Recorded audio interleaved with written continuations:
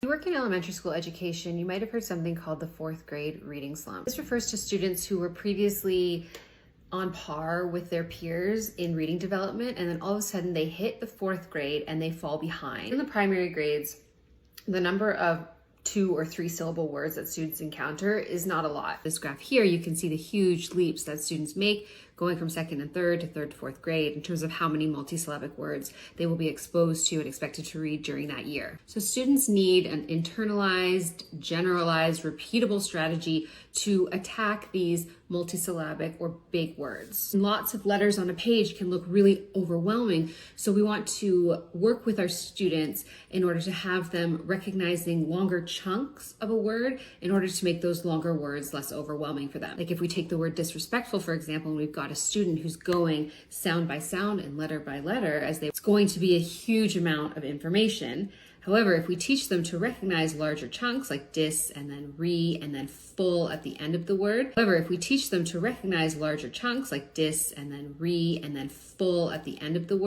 then that student is now responsible for taking in 4 pieces of information rather than the number of letters that are in the word disrespectful. 13. This decoding multisyllable word strategy that I want students to do every time they encounter a multisyllabic word that they don't know yet. This is incorporated into every single Latin lesson that I teach. Let's take a look at what that looks like.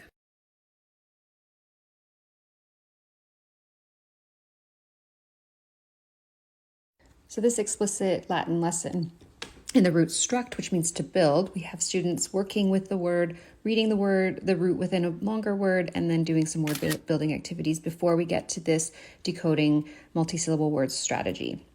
So the first thing students will do when they take a look at this longer word is look for chunks at the beginning of the word that they recognize. And here they will recognize that prefix con, which means with or thoroughly.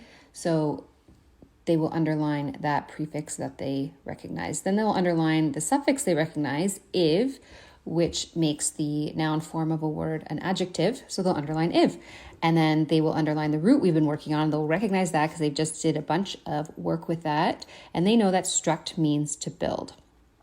So now they will read each chunk that they've underlined, and then they'll blend those words together, blend those syllables together in order to say the word constructive.